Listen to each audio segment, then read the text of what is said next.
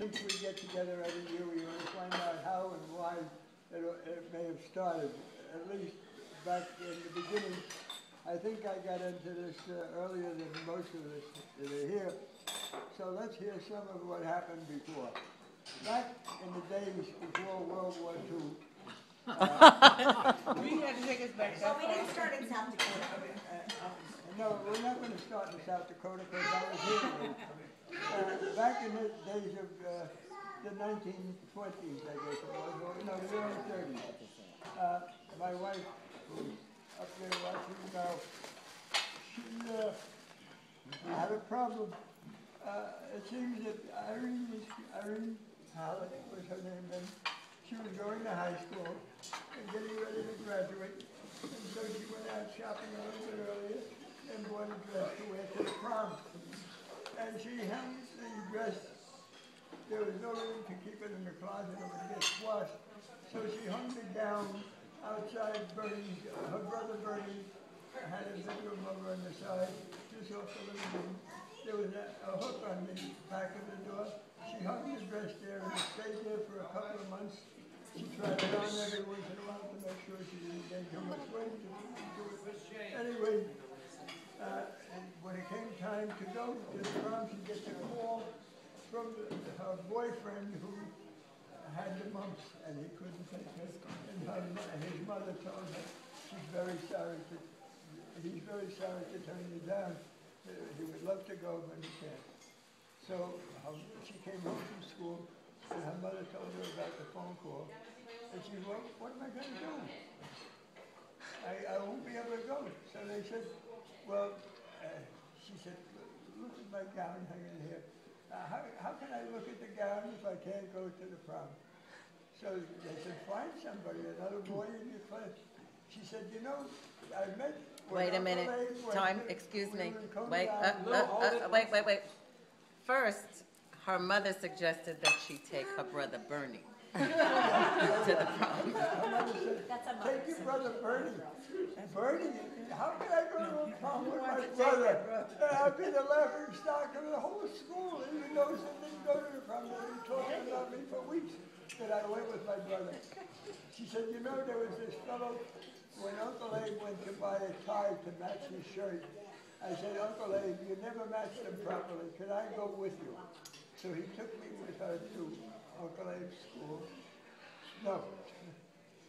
He took me to his friend's store in Coney Island to match the shirts and ties.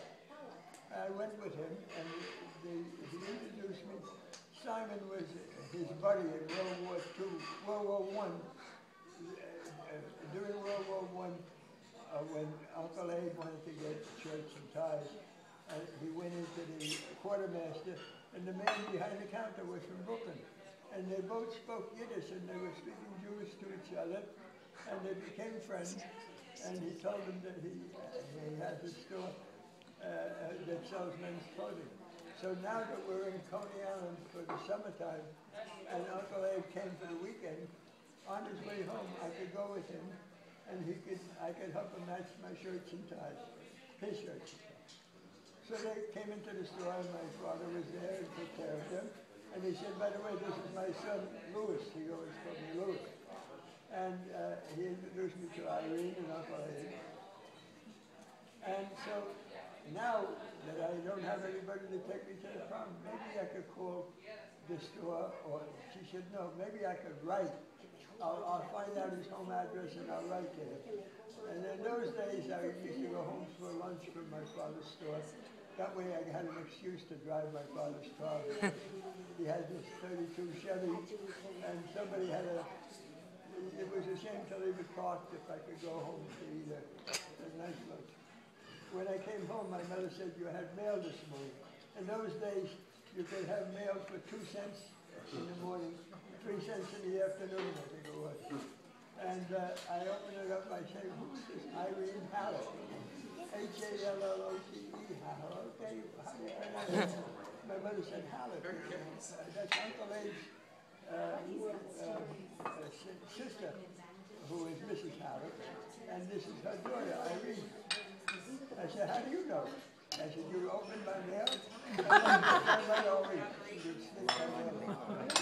Anyway, I hate to talk about it when she's gone, but that's the way she did it. So it's the truth. Anyway, as a result of that, I opened the letter and it says that she would like me to take her to her prom. So my mother said, she's a nice girl, she comes from a nice family. I said, Mom, you realize what I would be getting myself in? I would have to maybe rent a taxi.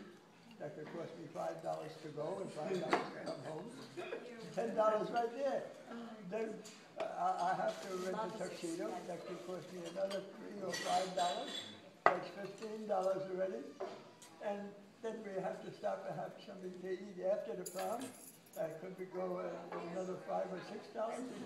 It's a depression already, Mom. What do you want to talk for what? I don't even know how to dance. So I said, I'm not going. And so I wrote to her saying that I regret that I couldn't go. Perhaps we can get together sometime. And she called me and said she was sorry to me, and maybe we will get together sometime. So that was how it started. And then I thought, maybe now I ought to call and ask her for a date. That's so nice. And she granted it to me, even though I let her down. So I remember how I got there. We lived in Seagate. It cost me a nickel on the bus, a nickel on the trolley car, another nickel on the subway, and then I had to get off at Parkside Avenue and take another bus to Herschel Street.